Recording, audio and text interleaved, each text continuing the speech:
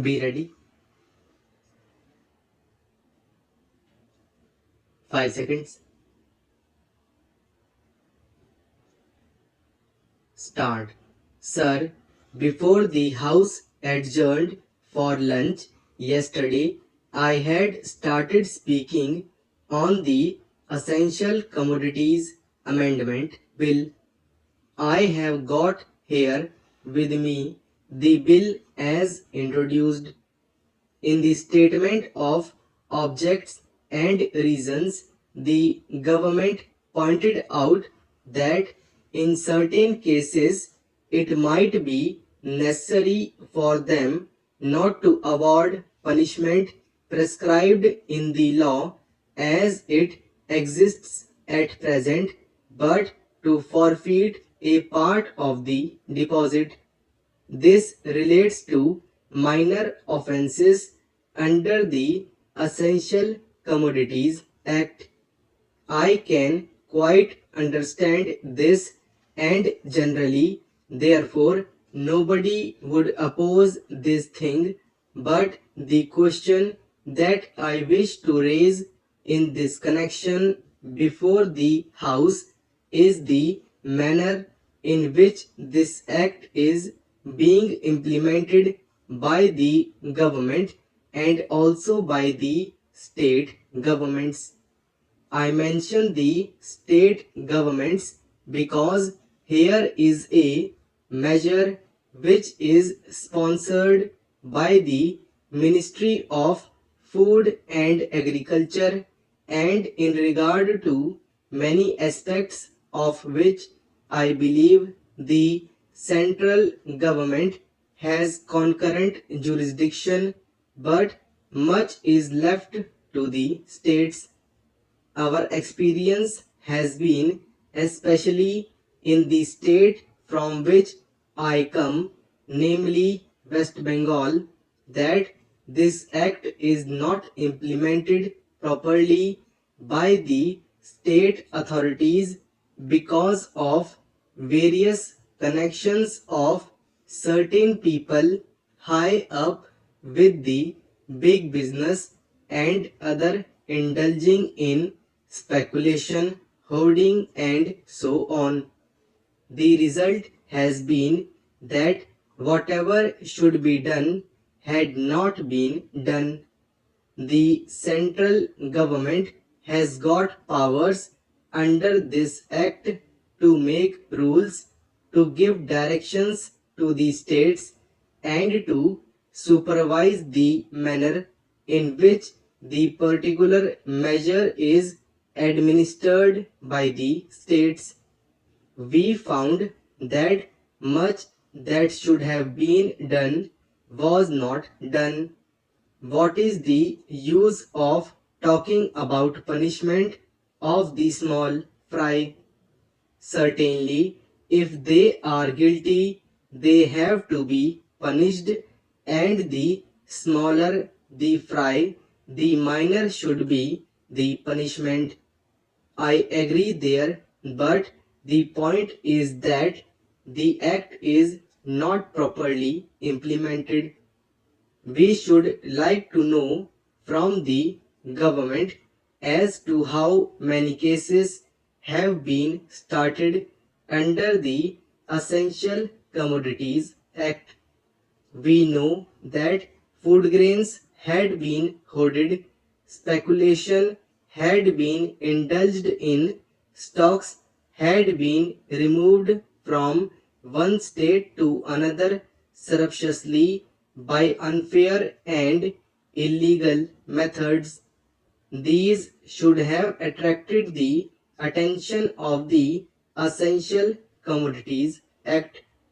The act was passed in this parliament with a view to putting a check on speculative rise in prices.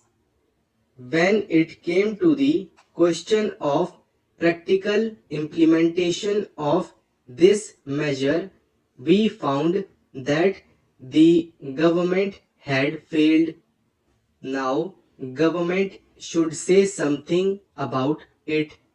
When government seeks to amend an act, it should tell us as to how the parent act which is proposed to be amended has been implemented. Is it the contention of the government that difficulty arises because this particular provision is not there in the act?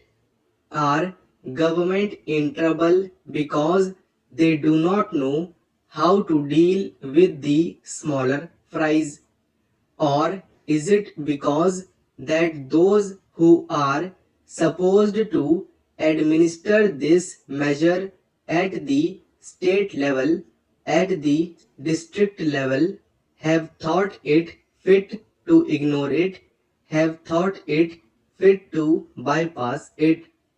If any measure of the central government was needed for controlling the price of food grains and ensuring the supply of essential commodities to the community, it is the Essential Commodities Act.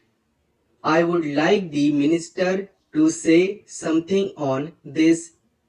I know that he was not here at the time when we passed this measure, nor was he there when the Essential Commodities Act was bypassed by many state governments.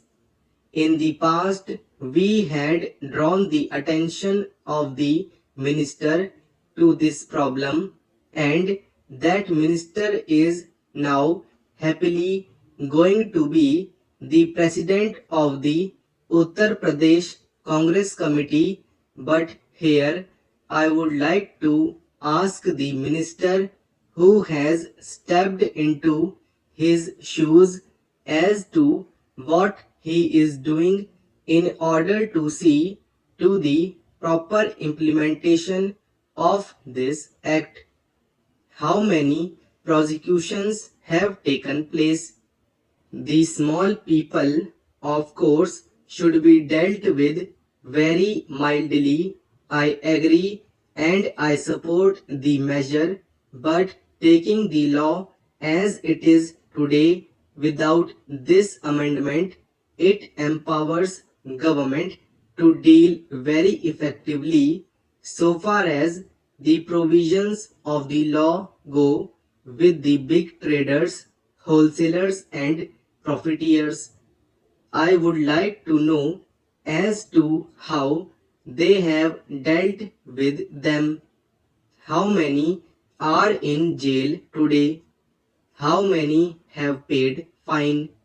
How many have suffered imprisonment?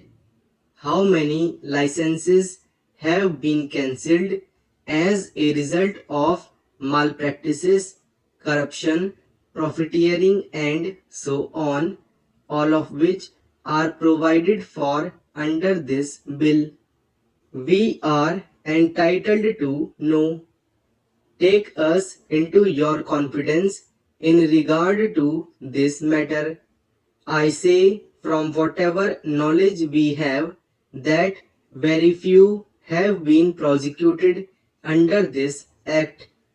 If it is so, it is not because our black market trade has suddenly become white market trade or those impious people have suddenly become virtuous with the succession in the office of the food minister by a new man.